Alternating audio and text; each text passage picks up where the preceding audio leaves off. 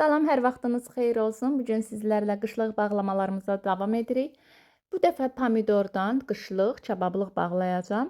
Yəni sobada hazırlayacağım kabablıq pomidor resepti paylaşacağım sizlər üçün.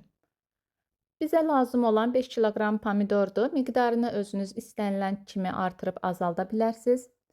Pomidorları gördüyünüz şəkildə ortadan bölüb, özəy hissəsini, yəni saplaq birləşən hissəsini kəsib və üzərində olan qara nöqtəni də kəsib çıxarmaq mütləq lazımdır.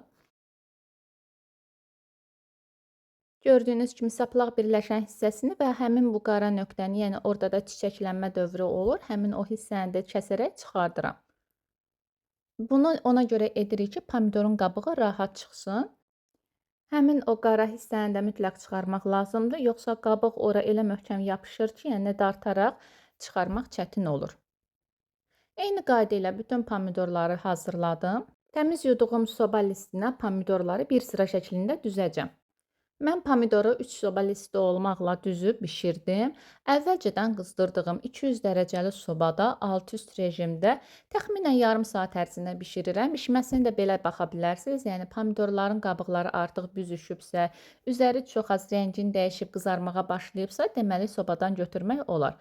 Və 2 çəngəlin köməyi ilə elə pomidorlar isti-isti olarkən qabıqlarını çox rahatlıqla soyuram və isti-isti də bankalara yığıram.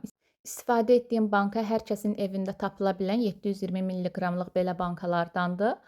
Qeyd edim ki, 5 kiloqram pomidordan 4 ədəd belə bir banka alındı. Bankanı tamamilə doldurub üzərinə bir sivrim yemək qaşığı turşu duzu əlavə edib hələlik kənara qoydum. Turşu duzunu marketlərdə tapa bilərsiniz. Əsasən böyük bağlamalarda olur. Üzərində pendir duzu da yazıla bilər. Eyni qayda ilə ikinci soba listindəki pomidorların da qabığını təmizlədim və mütləq isti-isti steril olunmuş bankaya pomidorları yığdım. Yəni də qeyd edim, bankanı və qapaqlarını əvvəlcədən steril etmişəm. Steril qaydası da adi bankaya qaynaya-qaynaya su tökürəm və təxminən 5 dəqiqə ərzində saxlayıb təkrardan həmin suyu boşaldıram. Bunun nəticəsində bankada olan bütün mikroblar ölür, yəni ki, banka tərtəmiz olur. Dördüncü bankanı da yığıb üzərinə turşu duzu əlavə etdim. Bu məqamda onu qeyd edim ki, sobanı söndürməmişəm. Elə 200 dərəcədə soba isti olaraq qalıb. Bankaları təkrardan soba listinə yığdım. Qapaqlarını üzərinə bu şəkildə qoydum, yəni bağlamadım. Və soba listinə 1 stəkan olmaqla su töküb, qızdırılmış 200 dərəcəli sobada bankaları yenidən təxminən 10 dəqiqə ərzində gözlətdim.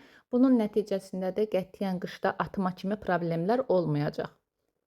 Və həmin bankaları sobada 10 dəqiqənin sonunda çıxarıb ağzını möhkəmcə bağladım, tərs çevirdim. Gördüyünüz kimi suyu da axmır. Dəyərli dostlar, videonu bura qədər izlərsəniz, kiçik də olsa bəyənmənizi və rəylərinizi əsirgəməyin və siz qışlıq pomidorları necə bağlayırsınız və nələrdə istifadə edirsiniz, rəylər bölməsində də yazsanız bizə də fikir olar. Bankaları adyalın arasına qoyub, üzərini örtüb soyuyana qədər gözlətdim. Pomidorları bu üsulla bağlasanız qətiyyən xarab olma qorxusu olmayacaq. Siz də yoxlamalısınız, qışda əlinizdən çox tutacaq. Bu qədər. Qışlıq videolarımın davamı gələcək. Bunun üçün kanala abunə olun ki, qoyduğum videolardan xəbərdar olasınız. İzlədiyiniz üçün təşəkkür edirəm. Sağ olun. Allah'a əmanət olun.